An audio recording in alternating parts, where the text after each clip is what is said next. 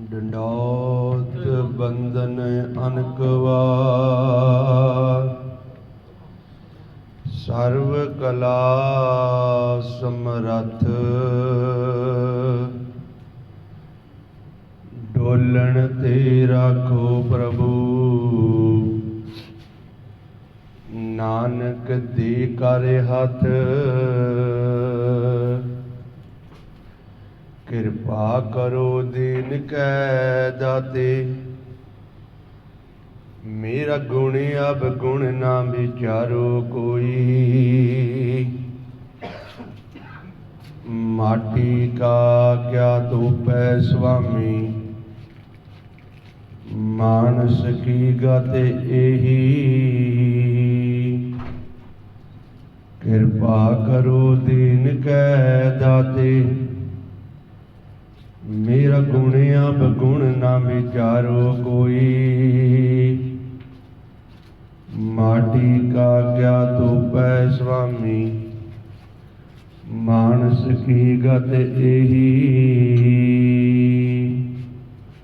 ਗੁਰੂ ਰੂਪ ਗੁਰੂ ਪਿਆਰੀ ਖਾਲਸਾ ਸਾਧ ਸੰਗਤ ਜੀ, ਵਾਹਿਗੁਰੂ ਜੀ ਕਾ ਖਾਲਸਾ, ਵਾਹਿਗੁਰੂ ਜੀ ਕੀ ਫਤਿਹ। ਸੋ ਆਪ ਜੀ ਸਾਰੇ ਜਾਣੇ ਬਹੁਤ ਵੱਡੇ ਭਾਗਾਂ ਵਾਲੇ ਹੋ ਜੋ ਸਾਹਿਬ ਸ਼੍ਰੀ ਗੁਰੂ ਗ੍ਰੰਥ ਸਾਹਿਬ ਜੀ ਮਹਾਰਾਜ ਜੀ ਦੀ ਨਿੱਘੀ ਗੋਦ ਦਾ ਆਨੰਦ ਮਾਣਦੇ ਹੋ। ਸਤਿਗੁਰਾਂ ਨੇ ਸਾਡੇ ਉੱਤੇ ਅਪਾਰ ਕਿਰਪਾ ਕੀਤੀ, ਸਤ ਸੰਗਤ ਵਿੱਚ ਆਉਣ ਦਾ ਸਮਾਂ ਬਖਸ਼ਿਸ਼ ਕੀਤਾ ਹੈ। ਤੇ ਮਹਾਰਾਜ ਸੱਚੇ ਪਾਤਸ਼ਾਹ ਜੀ ਸਾਨੂੰ ਗੁਰਬਾਣੀ ਗੁਰੂ ਵਿੱਚ ਸਮਝਾਉਣਾ ਕਰਦੇ ਆ। ਮਹਾਰਾਜ ਸਮਝਾਉਂਦੇ ਕਹਿੰਦੇ, ਨਾਵਣ ਚੱਲੇ ਤੀਰਥੀ, ਮਨ ਖੋਟੇ ਤਨ ਚੋਰ। ਇੱਕ ਭਾਉ ਲਿੱਥੀ ਨਾਤਿਆਂ, ਦੋਏ ਭਾ ਚੜੀਏ ਸਹੋਰ। ਬਾਹਰੋਂ ਧੋਤੀ ਤੂੰਬੜੀ, ਅੰਦਰ ਵਿਕਸਨ ਖੋਰ। ਸਾਧ ਭਲੇ ਅਨਨਾਤਿਆਂ, ਚੋਰ ਸੇਹੀ ਚੋਰਾਂ ਚੋਰ। ਮਹਾਰਾਜ ਸਮਝਾਉਂਦੇ ਕਿ ਜਿਸ ਤਰ੍ਹਾਂ ਆਪਾਂ ਸੰਸਾਰ ਦੇ ਵਿੱਚ ਇਸ਼ਨਾਨ ਕਰਦੇ ਹਾਂ, ਘਰਾਂ ਦੇ ਵਿੱਚ ਵੀ ਇਸ਼ਨਾਨ ਕਰਦੇ ਹਾਂ, ਗੁਰੂ ਘਰਾਂ ਦੇ ਵਿੱਚ ਵੀ ਜਾ ਕੇ ਆਪਾਂ ਸਰੋਵਰ ਦੇ ਵਿੱਚ ਇਸ਼ਨਾਨ ਕਰਦੇ ਹਾਂ। ਤੇ ਮਹਾਰਾਜ ਸਮਝਾਉਂਦੇ ਕਹਿੰਦੇ, ਨਾਵਣ ਚੱਲੇ ਤੀਰਥੀ। ਜਦੋਂ ਅਸੀਂ ਤੀਰਥਾਂ ਦੇ ਉੱਤੇ ਜਾ ਕੇ ਇਸ਼ਨਾਨ ਕਰਦੇ ਹਾਂ, ਸਾਡੇ ਮਨ ਦੀ ਇਹੀ ਸੋਚ ਹੁੰਦੀ ਆ ਵੀ ਤੀਰਥ ਤੇ ਇਸ਼ਨਾਨ ਕੀਤਾ ਹੋਇਆ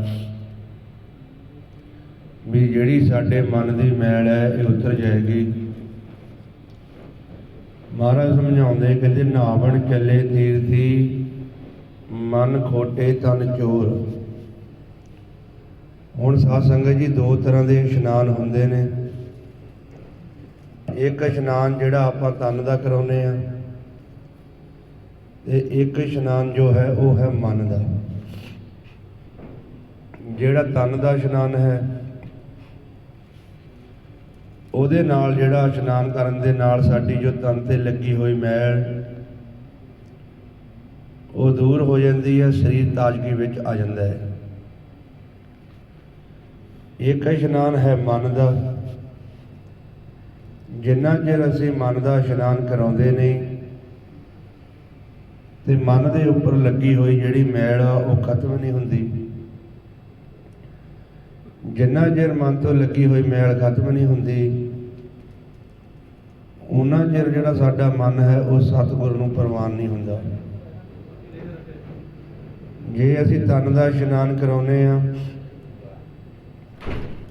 ਤਨ ਦੇ ਇਸ਼ਨਾਨ ਦੇ ਨਾਲ ਜੋ ਸਾਡਾ ਸਰੀਰ ਹੈ ਉਹ ਤਾਜ਼ਗੀ ਵਿੱਚ ਆ ਜਾਂਦਾ।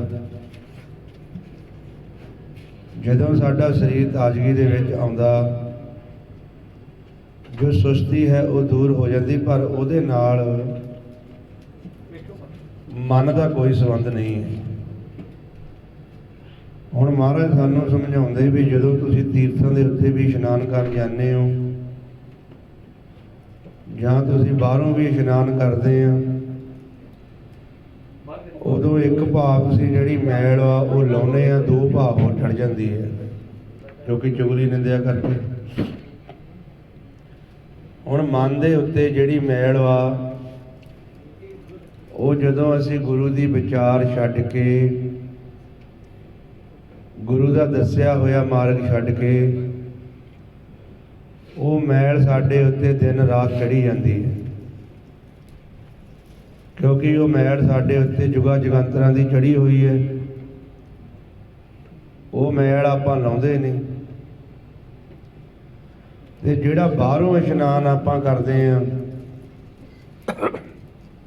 ਉਹਦੇ ਨਾਲ ਮਨ ਦਾ ਕੋਈ ਸੰਬੰਧ ਨਹੀਂ। ਤੇ ਹੁਣ ਅਸੀਂ ਮਨ ਦਾ ਇਸ਼ਨਾਨ ਕਰਾਉਣਾ ਹੈ। ਮਹਾਰਾਜ ਸਮਝਾਉਂਦੇ, ਮਹਾਰਾਜ ਫਰਮਾਉਂਦੇ, ਕਹਿੰਦੇ ਤੀਰਥ ਨਹਾਵਣ ਜਾਓ, ਤੀਰਥ ਨਾਮ ਹੈ, ਤੀਰਥ ਸ਼ਬਦ ਵਿਚਾਰ ਅੰਤਰ ਗਿਆਨ ਹੈ। ਮਹਾਰਾਜ ਫਰਮਾਉਂਦੇ ਵੀ ਤੁਸੀਂ ਹੁਣ ਨਹਾਉਣ ਵਾਸਤੇ ਇਹਨੂੰ ਤੀਰਥ ਦੇ ਇਸ਼ਨਾਨ ਕਰਾਉਣਾ, ਮਨ ਨੂੰ ਇਹਨੂੰ ਸ਼ਬਦ ਦੇ ਵਿੱਚ ਇਸ਼ਨਾਨ ਕਰਾਓ। ਜਿਹੜਾ ਸ਼ਬਦ ਸਾਡੇ ਅੰਦਰ ਚੱਲਦਾ ਹੈ, ਜਦੋਂ ਮਨ ਸਾਡਾ ਵਿਚਾਰਾਂ ਤੋਂ ਰਹਿਤ ਹੋ ਕੇ ਉਸ ਸਾਡੇ ਅੰਦਰ ਸ਼ਬਦ ਸੁਰਤ ਦਾ ਮੇਲ ਹੁੰਦਾ ਹੈ, ਜਦੋਂ ਸਾਡੇ ਅੰਦਰ ਸ਼ਬਦ ਸੁਰਤ ਦਾ ਮੇਲ ਹੁੰਦਾ ਹੈ, ਉਦੋਂ ਫਿਰ ਜਿਹੜਾ ਸ਼ਬਦ ਦੇ ਵਿੱਚੋਂ ਨਿਕਲਦਾ ਹੈ ਅੰਮ੍ਰਿਤ ਰਸ। ਕਿਉਂਕਿ ਜੋ ਅੰਮ੍ਰਿਤ ਰਸ ਹੈ ਉਹ ਮਨ ਦੀ ਖੁਰਾਕ ਹੈ। ਉਹ ਜਿਹੜਾ ਅੰਮ੍ਰਿਤ ਰਸ ਸਾਡੇ ਅੰਦਰੋਂ ਸ਼ਬਦ ਦੇ ਵਿੱਚੋਂ ਨਿਕਲਦਾ ਹੈ, ਉਹ ਅੰਮ੍ਰਿਤ ਜਦੋਂ ਇਹ ਮਨ ਪੀਂਦਾ ਹੈ, ਉਦੋਂ ਫਿਰ ਇਹਦਾ ਅੰਦਰੋਂ ਤੇ ਬਾਹਰੋਂ ਇਸ਼ਨਾਨ ਹੋ ਜਾਂਦਾ ਹੈ। ਜਦੋਂ ਮਨ ਦਾ ਇਸ਼ਨਾਨ ਹੁੰਦਾ ਹੈ, ਜਿਸ ਤਰ੍ਹਾਂ ਆਪਾਂ ਤਨ ਦਾ ਇਸ਼ਨਾਨ ਕਰਦੇ ਹਾਂ, ਤਨ ਦੇ ਇਸ਼ਨਾਨ ਦੇ ਨਾਲ ਮਨ ਨੂੰ ਫਰਕ ਨਹੀਂ ਪੈਂਦਾ। ਹੁਣ ਜਦੋਂ ਮਨ ਦਾ ਇਸ਼ਨਾਨ ਹੁੰਦਾ ਹੈ, ਮਨ ਦੇ ਇਸ਼ਨਾਨ ਦੇ ਨਾਲ ਜੋ ਸਾਡੀਆਂ ਕਰਮ ਇੰਦਰੀਆਂ, ਜੋ ਗਿਆਨ ਇੰਦਰੀਆਂ ਹੈ, ਜਦੋਂ ਮਨ ਸਾਡਾ ਅੰਮ੍ਰਿਤ ਰਸ ਪੀਂਦਾ ਹੈ, ਸਾਡਾ ਮਨ ਕਮਜ਼ੋਰ ਹੋਇਆ ਹੈ, ਜਦੋਂ ਇਹ ਅੰਦਰੋਂ ਅੰਮ੍ਰਿਤ ਰਸ ਪੀਂਦਾ ਹੈ, ਉਦੋਂ ਮਨ ਸਾਡਾ ਬਲਵਾਨ ਹੋ ਜਾਂਦਾ ਹੈ। ਕਿਉਂਕਿ ਜਿਸ ਤਰ੍ਹਾਂ ਆਪਾਂ ਸੰਸਾਰ ਦੇ ਵਿੱਚ ਦੇਖਦੇ ਹਾਂ, ਕੋਈ ਵੀ ਪੌਦਾ, ਕੋਈ ਵੀ ਦਰਖਤ ਸੁੱਕਾ ਹੋਵੇ, ਉਸ ਨੂੰ ਪਾਣੀ ਨਾ ਮਿਲਿਆ ਹੋਵੇ, ਜਦੋਂ ਉਹਨੂੰ ਪਾਣੀ ਪਾਈਦਾ ਉਹ ਫਿਰ ਦੁਬਾਰਾ ਹਰਾ ਹੋ ਜਾਂਦਾ। ਇਸੇ ਤਰ੍ਹਾਂ ਜਿਹੜਾ ਸਾਡਾ ਮਨ ਹੈ, ਇਹਦੇ ਉੱਪਰ ਮੈਲ ਚੜ੍ਹਨ ਕਰਕੇ ਇਹ ਕਮਜ਼ੋਰ ਹੋ ਗਿਆ, ਇਹਨੂੰ ਇਹਦੀ ਖੁਰਾਕ ਨਹੀਂ ਮਿਲੀ ਕਿ ਜਿਹੜੀ ਖੁਰਾਕ ਖਾ ਕੇ ਇਹਨੇ ਬਲਵਾਨ ਹੋਣਾ ਸੀ, ਇੱਥੋਂ ਮੈਲ ਉਤਰਨੀ ਸੀ। ਬਾਹਰੋਂ ਆਪਾਂ ਚਾਹੇ ਜਿੰਨੀ ਮਰਜ਼ੀ, ਆਪਾਂ ਬਾਹਰੋਂ ਜਿੰਨਾ ਮਰਜ਼ੀ ਇਸ਼ਨਾਨ ਕਰੀ ਚਲੀਏ, ਬਾਹਰੋਂ ਆਪਾਂ ਜਿੰਨੇ ਮਰਜ਼ੀ ਸੁੰਦਰ ਵਰਤ ਪਾ ਲਈਏ, ਬਸਤਰ ਪਾ ਲਈਏ, ਬਾਹਰੋਂ ਆਪਾਂ ਇਸ ਸਰੀਰ ਨੂੰ ਭਾਵੇਂ ਅਤਰ ਸੈਂਟ ਲਾ ਲਈਏ, ਬਾਹਰੋਂ ਆਪਾਂ ਜੋ ਵੀ ਉਪਰਾਲੇ ਇਸ ਸਰੀਰ ਵਾਸਤੇ ਕਰ ਲਈਏ, ਪਰ ਉਹਦੇ ਨਾਲ ਮਨ ਦਾ ਕੋਈ ਸੰਬੰਧ ਨਹੀਂ ਹੁੰਦਾ। ਜਿੰਨਾ ਚਿਰ ਸਾਡਾ ਮਨ ਅੰਦਰੋਂ ਇਸ਼ਨਾਨ ਨਹੀਂ ਕਰਦਾ, ਅੰਦਰੋਂ ਸ਼ਬਦ ਵਿੱਚ ਬਹਿੰਦਾ ਨਹੀਂ, ਅੰਦਰੋਂ ਅੰਮ੍ਰਿਤ ਰਸ ਵਿੱਚ ਡੁੱਬਦਾ ਨਹੀਂ, ਉਨਾ ਚਿਰ ਇਹ ਤੇ ਲੱਗੀ ਹੋਈ ਮੈਲ ਉਹ ਖਤਮ ਨਹੀਂ ਹੁੰਦੀ। ਹੁਣ ਮਹਾਰਾਜ ਸਮਝਾਉਂਦੇ, ਕਹਿੰਦੇ ਬਾਹਰੋਂ ਧੋਤੀ ਤੂੰਬੜੀ, ਕਹਿੰਦੇ ਬਾਹਰੋਂ ਜਿੰਨਾ ਮਰਜ਼ੀ ਧੋਈ ਚੱਲ, ਕਹਿੰਦੇ ਅੰਦਰ ਵਿਕਸ ਨਖੋਰ, ਵੀ ਅੰਦਰ ਤੇਰੇ ਖੋਟ ਭਰੀ ਹੋਈ ਹੈ, ਵਿਕਸ ਭਰੀ ਹੋਈ ਹੈ, ਜ਼ਹਿਰ ਭਰੀ ਹੋਈ ਹੈ। ਮਹਾਰਾਜ ਸਮਝਾਉਂਦੇ, ਕਹਿੰਦੇ ਸਾਧ ਭਲੇ ਅਨ ਨਹਾਤਿਆਂ, ਚੋਰ ਸਹੀ ਚੋਰਾਂ ਚੋਰ। भी ਜਿਹੜੇ ਸਾਧੂ ਸੰਤ ਹੈ ਉਹ ਅੰਦਰ ਦਾ ਇਸ਼ਨਾਨ ਕਰਦੇ ਨੇ। ਹੁਣ ਅੰਦਰ ਦਾ ਇਸ਼ਨਾਨ ਕਰਨ ਵਾਸਤੇ ਜਿੰਨਾ ਚਿਰ ਮਨ ਸਾਡਾ ਅੰਦਰੋਂ ਸ਼ਬਦ ਦੇ ਨਾਲ ਜੁੜਦਾ ਨਹੀਂ ਉਨਾ ਚਿਰ ਸਾਡੇ ਅੰਦਰ ਦਾ ਇਸ਼ਨਾਨ ਨਹੀਂ ਹੁੰਦਾ। ਜਿੰਨਾ ਚਿਰ ਸਾਡੇ ਅੰਦਰ ਦਾ ਇਸ਼ਨਾਨ ਨਹੀਂ ਹੁੰਦਾ, ਅੰਦਰੋਂ ਸਾਨੂੰ ਅੰਮ੍ਰਿਤ ਰਸ ਮਿਲਦਾ ਨਹੀਂ, ਹਰ ਰਸ, ਨਾਮ ਰਸ, ਉਨਾ ਚਿਰ ਜਿਹੜਾ ਸਾਡਾ ਮਨ ਹੈ ਇਹਦੀ ਤ੍ਰਿਸ਼ਨਾ ਨਹੀਂ ਬੁਝਦੀ। ਮਹਾਰਾਜ ਸਮਝਾਉਂਦੇ ਕਹਿੰਦੇ ਤ੍ਰਿਸ਼ਨਾ ਬੁਝੈ ਹਰ ਕੇ ਨਾਮ। ਵੀ ਮਨ ਦੀ ਤ੍ਰਿਸ਼ਨਾ ਕਦੋਂ ਬੁਝਦੀ ਹੈ? ਉਹ ਹਰੀ ਦੇ ਨਾਮ ਦੇ ਨਾਲ, ਮਾਲਕ ਦੇ ਨਾਮ ਦੇ ਨਾਲ। ਹੁਣ ਜਦੋਂ ਇਹ ਮਨ ਨਾਮ ਦੇ ਵਿੱਚ ਬਹਿੰਦਾ ਹੈ, ਸ਼ਬਦ ਦੇ ਵਿੱਚ ਬਹਿੰਦਾ ਹੈ, ਉਦੋਂ ਇਹਦੀ ਜੁਗਾ ਜਗੰਤਰਾਂ ਦੀ ਲੱਗੀ ਹੋਈ ਮੈਲ ਸਾਰੀ ਖਤਮ ਹੋ ਜਾਂਦੀ, ਮਨ ਨਿਰਮਲ ਹੋ ਜਾਂਦਾ। ਜਿਹਨੂੰ ਮਹਾਰਾਜ ਸਮਝਾਉਂਦੇ ਕਹਿੰਦੇ ਇਸ ਮਨ ਕੋ ਜਨਮ ਜਨਮ ਕੀ ਮਲ ਲਾਗੀ, ਕਾਲਾ ਹੋਆ ਸਾਹੋ। ਵੀ ਜੁਗਾ ਜਗੰਤਰਾਂ ਦੀ ਇਸ ਮਨ ਨੂੰ ਮੈਲ ਲੱਗੀ, ਕਾਲਾ ਸਵਾਹ ਹੋ ਗਿਆ ਹੈ, ਜਿਸ ਤਰ੍ਹਾਂ ਸਵਾਹ ਕਾਲੀ ਹੁੰਦੀ ਹੈ। ਫਿਰ ਜਦੋਂ ਅੰਦਰੋਂ ਸ਼ਬਦ ਦੇ ਨਾਲ ਜੁੜਦਾ ਹੈ, ਅੰਦਰੋਂ ਅੰਮ੍ਰਿਤ ਪੀਂਦਾ ਹੈ, ਜਿਹਨੂੰ ਮਹਾਰਾਜ ਸਮਝਾਉਂਦੇ ਅੰਤਰ ਖੂਟਾ ਅੰਮ੍ਰਿਤ ਭਰਿਆ, ਸ਼ਬਦੇ ਕਾਟ ਪੀਏ ਭਲਿਹਾਰੀ। ਜਦੋਂ ਅੰਦਰੋਂ ਅੰਮ੍ਰਿਤ ਪੀਂਦਾ ਹੈ, ਅਨਹਦ ਸ਼ਬਦ ਦੇ ਨਾਲ ਜੁੜਦਾ ਹੈ, ਉਦੋਂ ਫਿਰ ਇਹ ਮਨ ਜਿਹੜਾ ਹੈ ਇਹ ਨਿਰਮਲ ਹੋ ਜਾਂਦਾ। ਕਿਹੜੀਆਂ ਕਰਮ ਇੰਦਰੀਆਂ ਤੇ ਗਿਆਨ ਇੰਦਰੀਆਂ ਇਹ ਬਸ ਵਿੱਚ ਆ ਜਾਂਦੀਆਂ। ਹੁਣ ਮਹਾਰਾਜ ਸਾਨੂੰ ਗੁਰਬਾਣੀ ਗੁਰੂ ਵਿੱਚ ਸਮਝਾਉਂਦੇ ਕਿ ਜਿੰਨਾ ਚਿਰ ਮਨ ਸਾਡਾ ਸੁਖਮਨ ਨਾੜੀ ਦੇ ਵਿੱਚ ਪ੍ਰਵੇਸ਼ ਨਹੀਂ ਹੁੰਦਾ, ਜਿਹਦੇ ਵਿੱਚ ਰਾਗ ਚੱਲਦੇ ਨੇ, ਜਿਹੜਾ ਮਾਲਕ ਆਪਣੇ ਅੰਦਰ ਸੁਖਮਨ ਦੇ ਅੰਦਰ ਮੌਜੂਦ ਹੈ, ਪ੍ਰਕਾਸ਼ ਰੂਪ। ਹੁਣ ਉਹ ਜਿਹੜੀ ਸੁਖਮਨ ਨਾੜੀ ਹੈ ਉਹ ਆਪਣੀ ਨਾਭੀ ਤੋਂ ਲੈ ਕੇ ਤ੍ਰੈਕੁਟੀ ਤੱਕ ਹੈ, ਪਰ ਡਾਕਟਰਾਂ ਦੀ ਸਕੈਨਿੰਗ ਦੇ ਵਿੱਚ ਉਹ ਨਾੜੀ ਆਉਂਦੀ ਨਹੀਂ, ਕਿਉਂਕਿ ਉਹ ਨਾੜੀ ਦੇ ਵਿੱਚ ਮਾਲਕ ਦਾ ਪ੍ਰਕਾਸ਼ ਹੈ, ਨਿਰੋਲ ਸ਼ੀਸ਼ੇ ਵਰਗਾ ਮਾਲਕ। ਜਦੋਂ ਡਾਕਟਰ ਬਾਹਰੋਂ ਸਕੈਨਿੰਗ ਕਰਦੇ ਨੇ, ਐਕਸਰਾ ਕਰਦੇ ਨੇ, ਬਾਹਰੋਂ ਪ੍ਰਕਾਸ਼ ਪੈਂਦਾ, ਅੰਦਰਲਾ ਪ੍ਰਕਾਸ਼ ਪੈਂਦਾ, ਉਹ ਨਾੜੀ ਆਉਂਦੀ ਨਹੀਂ ਵਿੱਚ, ਡਾਕਟਰ ਮੰਨਦੇ ਨੇ। ਪਰ ਜਿਹੜੇ ਗੁਰਮੁਖਾਂ ਨੇ ਕਮਾਈਆਂ ਕੀਤੀਆਂ, ਅੰਤਰਗਤ ਗਏ, ਉਹ ਨਾੜੀ ਦੇ ਵਿੱਚ ਜਦੋਂ ਸਾਡਾ ਮਨ ਪ੍ਰਵੇਸ਼ ਹੁੰਦਾ ਹੈ, ਸਾਡੇ ਮਨ ਦਾ ਟਿਕਾਓ ਬਣਦਾ ਹੈ ਤੇ ਸੁੱਖ ਪ੍ਰਾਪਤ ਹੁੰਦਾ ਹੈ। ਤੇ ਜਿੰਨਾ ਚਿਰ ਸਾਡਾ ਮਨ ਵਸ ਵਿੱਚ ਨਹੀਂ ਆਉਂਦਾ, ਇਹ ਟਿਕਾਓ ਵਿੱਚ ਨਹੀਂ ਆਉਂਦਾ, ਇਹ ਅੰਦਰੋਂ ਜਾ ਕੇ ਤੀਰਥ ਦੇ ਉੱਤੇ ਇਸ਼ਨਾਨ ਨਹੀਂ ਕਰਦਾ, ਜੋ ਸੰਸਾਰ ਦੇ ਕਿਰਿਆ ਕਰਮ ਇਹ ਕਰੀ ਜਾਂਦਾ, ਉਹਦੇ ਵਿੱਚ ਇਹਨੂੰ ਟਿਕਾਓ ਨਹੀਂ ਮਿਲਣਾ। ਹੁਣ ਮਹਾਰਾਜ ਸਮਝਾਉਂਦੇ,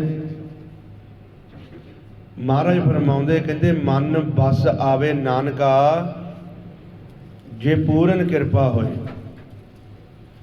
ਜਦੋਂ ਮਾਲਕ ਦੀ ਸਾਡੇ ਉੱਤੇ ਪੂਰਨ ਕਿਰਪਾ ਹੁੰਦੀ ਹੈ, ਉਦੋਂ ਹੀ ਸਾਡਾ ਮਨ ਜਿਹੜਾ ਹੈ ਉਹ ਬਸ ਵਿੱਚ ਆਉਂਦਾ। ਕਿਉਂਕਿ ਮਨ ਕੀ ਹੈ? ਜੋਤ।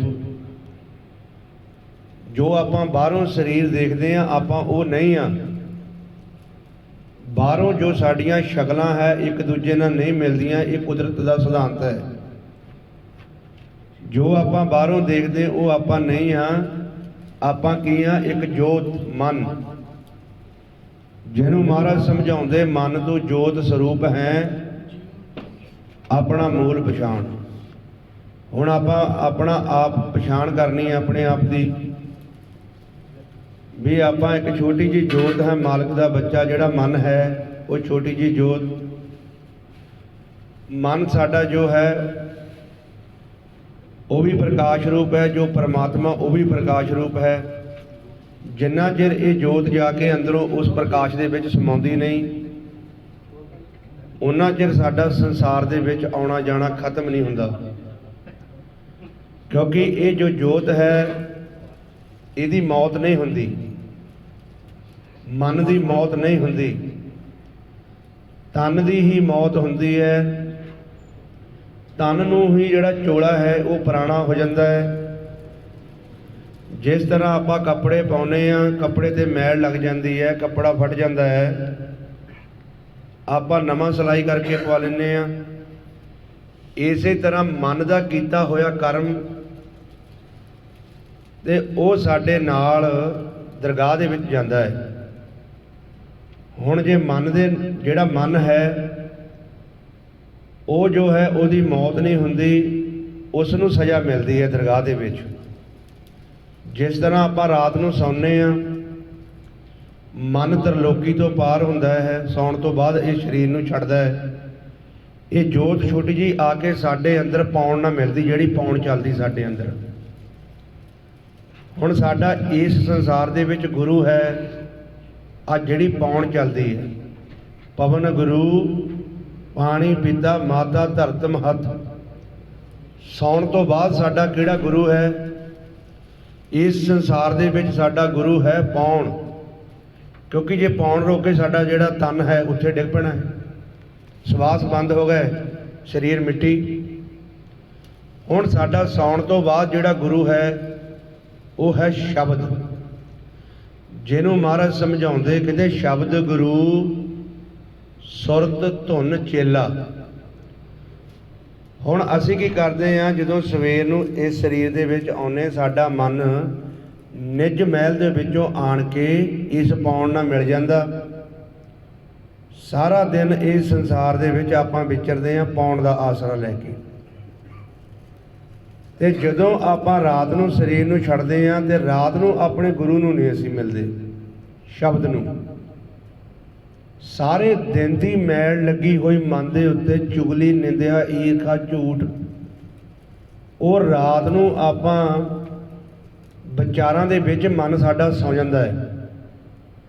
ਜਦੋਂ ਸਾਡਾ ਮਨ ਵਿਚਾਰਾਂ ਦੇ ਵਿੱਚ ਸੌਂਦਾ ਹੈ, ਅੱਗਿਓਂ ਇਹਨੂੰ ਆਸਰਾ ਨਹੀਂ ਮਿਲਦਾ। ਜਿਸ ਤਰ੍ਹਾਂ ਸਾਨੂੰ ਹੁਣ ਸਵਾਸਾਂ ਦੇ ਵਿੱਚ ਇਹ ਮਨ ਪਾਉਣ ਨਾਲ ਰਲਦਾ, ਸੌਣ ਤੋਂ ਬਾਅਦ ਇਹਦਾ ਸ਼ਬਦ ਦਾ ਮੇਲ ਨਹੀਂ ਹੁੰਦਾ।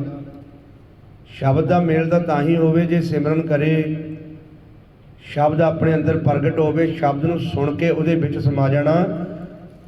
ਪਰ ਜਿੰਨਾ ਚਿਰ ਮਨ ਸਾਡਾ ਸੌਣ ਤੋਂ ਬਾਅਦ ਸਮਾਉਂਦਾ ਨਹੀਂ, ਸ਼ਬਦ ਨੂੰ ਸੁਣਦਾ ਨਹੀਂ, ਇਹ ਭਵ ਸਾਗਰ 'ਚ ਡਿੱਗ ਪੈਂਦਾ, ਇਹ ਤਰਲੋਕੀ ਦੇ ਵਿੱਚ। ਹੁਣ ਸੌਣ ਤੋਂ ਬਾਅਦ ਕੀ ਹੁੰਦਾ ਹੈ? ਸੌਣ ਤੋਂ ਬਾਅਦ ਸਾਡੇ ਅੰਦਰ ਸੁਪਨਾ ਚੱਲ ਪੈਂਦਾ ਸੰਸਾਰ ਦਾ। ਜਦੋਂ ਸਾਡੇ ਅੰਦਰ ਸੰਸਾਰ ਦਾ ਸੁਪਨਾ ਚੱਲਦਾ ਹੈ, ਉਦੋਂ ਸਾਡੇ ਜਿਹੜੇ ਸੰਗੀ ਸੰਜੋਗੀ ਆ, ਜਿਨ੍ਹਾਂ ਨਾਲ ਆਪਾਂ ਦਿਨੇ ਵਿਚਰਦੇ ਹਾਂ, ਹੁਣ ਸਾਰੇ ਜੀਵ ਜਿੰਨੇ ਵੀ ਹੈ ਕਾਲ ਦੇ ਵਸ ਆ ਚੁੱਕੇ ਆ। ਮਹਾਰਾਜ ਸਮਝਾਉਂਦੇ ਵੀ ਜਿੰਨੇ ਵੀ ਜੀਵ ਸੰਸਾਰ ਦੇ ਵਿੱਚ ਹੈ, ਕਾਲ ਨੇ ਆਪਣੇ ਕਾਬੂ ਕਰ ਲਿਆ ਆ। ਜਿਹੜੇ ਬੰਦਗੀ ਨਹੀਂ ਕਰਦੇ, ਸੰਸਾਰ ਦੇ ਵਿਚਾਰਾਂ ਵਿੱਚ ਹੀ ਰਾਤ ਨੂੰ ਸੌਂ ਜਾਂਦੇ ਆ, ਆਪਣਾ ਮਨ ਵੀ ਡਿੱਗ ਪੈਂਦਾ, ਉਹਨਾਂ ਦਾ ਮਨ ਵੀ ਡਿੱਗਿਆ ਹੁੰਦਾ, ਫਿਰ ਸਾਡੀ ਰਾਤ ਨੂੰ ਵਿਚਾਰ ਹੋ ਜਾਂਦੀ ਉਹਨਾਂ ਦੇ ਨਾਲ। ਜਾਗਤ ਅਵਸਥਾ 'ਚ ਮਨ ਹੁੰਦਾ, ਜਿਹਨੂੰ ਕਹਿੰਦੇ ਸੁਪਨਾ ਆਇਆ। ਪਰ ਮਨ ਜਦੋਂ ਸੁਪਨਾ ਲੈਂਦਾ, ਜੋ ਦਿਨੇ ਲਿਆ ਉਹੀ ਜਾ ਕੇ ਇਹ ਛੱਡ ਕੇ ਮਨ ਉਧਰ ਜਾਗਦਾ, ਇਹ ਤ੍ਰੈ ਗੁਣਾਂ ਦੇ ਵਿੱਚ। ਉੱਥੇ ਸਾਡੇ ਸਾਰੇ ਸੰਗੀ ਸੰਜੋਗੀ ਸਾਨੂੰ ਮਿਲ ਪੈਂਦੇ ਆ। ਫਿਰ ਕਹਿੰਦੇ ਜੀ ਆਪਾਂ ਰਾਤ ਨੂੰ ਸੁਪਨੇ 'ਚ ਸਾਨੂੰ, ਭਾਈ ਤੂੰ ਆਇਆ, ਸਾਰੀ ਰਾਤ ਆਪਾਂ ਆਹ ਕਰਮ ਕਰਦੇ ਰਹੇ। ਹੁਣ ਦੇਖੋ ਕਿਹੜੀ ਦੁਨੀਆ ਜਿੱਥੇ ਜਾ ਕੇ ਸਾਡਾ ਮਨ ਸਰੀਰ ਨੂੰ ਛੱਡ ਕੇ ਜਾਗਦਾ ਹੈ, ਉਹਨੂੰ ਕਹਿੰਦੇ ਨੇ ਭਵ ਸਾਗਰ। ਪਰ ਜਿਹੜਾ ਸਾਡਾ ਸ਼ਬਦ ਗੁਰੂ ਹੈ ਸਾਡੇ ਅੰਦਰ ਚੱਲਦਾ, ਜਿਹਨੂੰ ਮਹਾਰਾਜ ਸਮਝਾਉਂਦੇ, ਨੌਨਿਤ ਅੰਮ੍ਰਿਤ ਪ੍ਰਭ ਕਾ ਨਾਮ ਦੇਹੀ ਮੈਂ ਇਸਕਾ ਵਿਸਰਾਮ, ਸੁਨ ਸਮਾਧ ਅਨਹਤ ਹੈ ਨਾਲ। ਹੁਣ ਜਿੰਨਾ ਚਿਰ ਮਨ ਰਾਤ ਨੂੰ ਉਸ ਸ਼ਬਦ ਨੂੰ ਸੁਣਦਾ ਨਹੀਂ, ਸ਼ਬਦ ਨੂੰ, ਸ਼ਬਦ ਦੇ ਸਹਾਰੇ ਸਰੀਰ ਨੂੰ ਨਹੀਂ ਚੜ੍ਹਦਾ, ਉਹਨਾਂ ਸਿਰ ਇਹ ਭਵ ਸਾਗਰ ਟੱਪਦਾ ਨਹੀਂ। ਜਿੰਨਾ ਚਿਰ ਭਵ ਸਾਗਰ ਟੱਪਦਾ ਨਹੀਂ, ਨਿਰੰਕਾਰ ਦੇ ਦੇਸ਼ ਵਿੱਚ ਪ੍ਰਵੇਸ਼ ਨਹੀਂ ਹੁੰਦਾ ਹੈ। ਜਿੰਨਾ ਚਿਰ ਨਿਰੰਕਾਰ ਦੇ ਦੇਸ਼ ਦੇ ਵਿੱਚ ਜਾਂਦਾ ਨਹੀਂ, ਉਹਨਾਂ ਚਿਰ ਇਸ ਨੂੰ ਤਰਲੋਕੀ ਦੇ ਵਿੱਚ ਦੁੱਖ ਹੀ ਦੁੱਖ ਆ। ਉੱਥੋਂ ਗੁਰੂ ਕੱਢਦਾ ਰਾਤ ਨੂੰ ਆ ਕੇ ਵਾਹਿਗੁਰੂ, ਕਿਉਂਕਿ ਪਰਮਾਤਮਾ ਜਿਹੜਾ ਹੈ ਉਹ ਬੜਾ ਦਿਆਲੂ ਕਿਰਪਾਲੂ ਹੈ। ਉਹ ਦੇਖਦਾ ਕਿ ਬੱਚਾ ਘਰ ਨੂੰ ਆਉਣ ਲੱਗਾ ਸੀ, ਬੱਚਾ ਤ੍ਰੈ ਗੁਣਾਂ ਦੇ ਵਿੱਚ ਫੇਰ ਡਿੱਪਿਆ ਮਨ ਤਰਲੋਕੀ ਦੇ ਵਿੱਚ, ਉਹ ਫਿਰ ਸਾਨੂੰ ਕੱਢਦਾ ਉੱਥੋਂ ਰਾਤ ਨੂੰ। ਮਾਲਕ ਸੱਚੇ ਪਾਤਸ਼ਾਹ ਇੰਨਾ ਦਿਆਲੂ ਕਿਰਪਾਲੂ ਹੈ। ਕਿਉਂਕਿ ਆਪਾਂ ਸੰਸਾਰ ਦਾ ਕਿਰਿਆ ਕਰਮ ਦੇਖਦੇ ਹਾਂ, ਜਦੋਂ ਆਪਾਂ ਸੰਸਾਰ ਦਾ ਕਿਰਿਆ ਕਰਮ ਸਾਡਾ ਕੋਈ ਨਹੀਂ ਪੂਰਾ ਹੁੰਦਾ, ਅਸੀਂ ਮਾਲਕ ਦੇ ਨਾਲ ਰੋਸ ਕਰਦੇ ਹਾਂ। पर परमात्मा इन्ना दरियालू कृपालू है कि सानू तरलोकी दे विचों रात नूं कढ़दा। हुण आपां 5-5 घंटे 6-6 घंटे सौंने आ, क्योंकि जिहड़ी नींद है ये जिन्नी मर्जी वधा लो वध जांदी है, जिन्नी मर्जी घटा लो घट जांदी है। तुसीं सिमरन करदे सोयो, अज रात नूं प्रैक्टिकल करियो, तुसीं सिमरन करदे सोयो, तुहाडी घंटे घंटे बाद फिर अख खुलेगी, क्योंकि जो मालिक निरंकार है वो सानू बार बार जो साडा मन सिमरन दोबारा छड्ड के शरीर नूं जांदा, निरंकार दे देश विच गुरु नानक पातशाह दी गोद विच मालिक थापी दे के फिर संसार 'च भेजदा कि जावे बच्चा मेरा होर कमाई कर लवे। हुण इस तरह असीं अपने घर दे विच आउणा जाना करना है। महाराज समझाउंदे कहंदे जो घर छड्ड गवावणा सो लगा मन माही, जिथे जाए दुध वरतना तिसकी चिंता नाही। कहंदे जिहड़ा घर इहने छड्डना है ਉਹਦੇ ਪਿੱਛੇ पै गया, ਜਿਹੜੇ ਆਪਾਂ संसार ਦੇ ਵਿੱਚ घर बनाए आ, ਟੈਲਾਂ ਲਵਾ ਲੈ ਪੱਥਰ ਲਵਾ ਲੈ, ਤੇ ਉਹਦੇ ਪਿੱਛੇ ਕਹਿੰਦੇ ਪੈ ਗਿਆ ਜਿਹੜਾ ਛੱਡਣਾ, ਜਿਹਦੇ ਵਿੱਚ ਸਦਾ ਵਾਸਤੇ ਰਹਿਣਾ ਕਹਿੰਦੇ ਉਹਦੀ ਇਹਨੇ ਪਛਾਣ ਹੀ ਨਹੀਂ ਕੀਤੀ। ਹੁਣ ਜਿਹੜਾ ਸਦਾ ਵਾਸਤੇ ਆਪਣੇ ਮਨ ਨੇ सदा वास्ते वो घर दे विच रहना, वो सानू बना के दिता होया मालिक ने, अकाल पुरख ने। अकाल पुरख ने सानू वो घर बना के दिता, बस असी मन नूं खड़ना ही अपने घर दे विच। उत्थे साडियां सारियां सहूलतां रखियां होईयां, साडे मन की खुराक उत्थे है, साडे मन का जो नाम है वो उत्थे चल रहा कि बच्चा घर आवे, बच्चा अदास ना होवे। परमात्मा उत्थे लगातार शीशे वांगू निरोल प्रकाश है, ये उस घर में जाता ही नहीं जिथे सदा वास्ते रहना। हुण संसार 'च आपां क्यों आए हैं? संसार दे विच आपां आए हैं मालिक नूं मिलण वास्ते। 184 जून तो उत्ते सानू ये जामा मिलिया है। जे हुण इस जामे विच आपां मालिक दे नाल मिलाप नहीं कीता ते प्यारिओ अपने अगले घर की पछाण नहीं कीती ते फिर असीं मरण तो बाद जावांगे कित्थे? क्योंकि जो साडा ये शरीर है ये साडे नाल नहीं जाना। ये शरीर सब मूल है माया, इहदा घर शरीर का शमशान घाट है, कब्रस्तान है। शरीर का घर जो है इसनूं भावें जल विच रोड़ दिओ, चाहे अग दे विच जला दिओ, चाहे दफना दिओ, इहदा साडा कोई संबंध नहीं सवास पूरे होने तो बाद। हुण जिहदी आपां शरीर की मालिश करी जाने आ, रात नूं सौण तो बाद पता हुंदा साडा शरीर कित्थे है? नहीं पता हुंदा। ना परिवार का पता हुंदा, ना शरीर का पता हुंदा। इहदे नाल साडा कोई संबंध नहीं। ये महाराज समझाउंदे कहंदे जब लग जोबन सास है तब लग यही तन दे। महाराज कहंदे जिन्ना चिर तेरे अंदर सवास चलदे उन्ना चिर तेरा ये शरीर है, पर तू उस घर की पछाण कर जिथे तू जाके सदा वास्ते सुख लेना। ते महाराज समझाउंदे कहंदे थिर घर बैसो अर्जन प्यारे सतगुर तुमरे काज सवारे। कहंदे भी उस घर दे विच बैठ जाके तू तेरे मालिक ने कारज करने आ। हुण आपां संसार 'च देखदे आ भी आपां आ भी कर लईए, आ भी कारज कर लईए, पर ये तां कारज साडे मालिक ने करने आ। पर असीं उस घर दे विच बਹਿਣਾ जाके, ते वो घर कित्थे है? वो साडे अंदर ही मौजूद है। ते उस घर दे विच जिन्ना चिर मन जांदा नहीं, मन सुखी नहीं हुंदा। मन ये 9 दरां दे विच अपने नेत्रां तो थल्ले थल्ले 9 दर है, इहदे विच मन खेलदा आण के दुखी हुंदा है। हुण आपां उस घर दे विच जाना, उत्थे अमृत पीना, अमृत पी के जिहड़ा साडा मन है मन का इशनान कराउणा। आपां तन का इशनान चाहे तुसीं जिन्ना मर्जी करी चलो, पर जे तुहाडे मन का इशनान नहीं होया, ये कूड़ की मैल मन तो नहीं उतरी, मन मालिक नूं प्रमाण नहीं हुंदा।